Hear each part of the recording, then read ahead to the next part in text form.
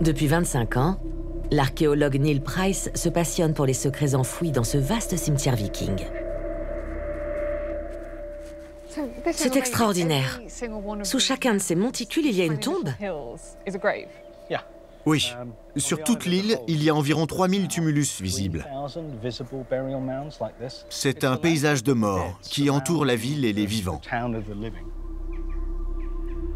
La tombe de notre guerrier viking se trouvait à l'extrémité de l'île.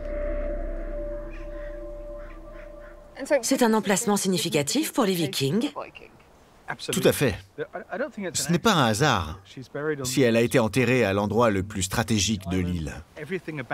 Sans même connaître le contenu de la tombe, on sait que c'était une personne importante. Pour la première fois, grâce aux témoignages sur les fouilles et aux dernières techniques d'infographie, nous pouvons obtenir un aperçu unique de la tombe.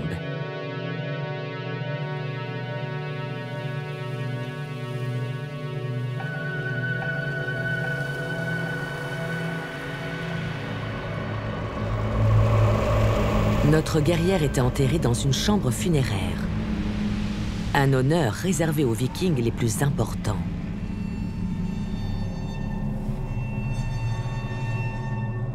À l'intérieur se trouvait le corps de la défunte. Du mobilier funéraire somptueux. Et même, à ses pieds, 2 chevaux. La jument et l'étalon sont enterrés l'un contre l'autre. Et les armes sont regroupées autour du corps. Ont été disposées avec précision une épée près de la main gauche et une hache près de la droite. 2 boucliers, un en haut, l'autre en bas. Et plusieurs pointes de flèches. Il y a beaucoup d'objets. Beaucoup d'armes surtout. À côté des armes, des objets intrigants. Des fragments de fanons de baleines servant de pions dans un jeu de stratégie viking.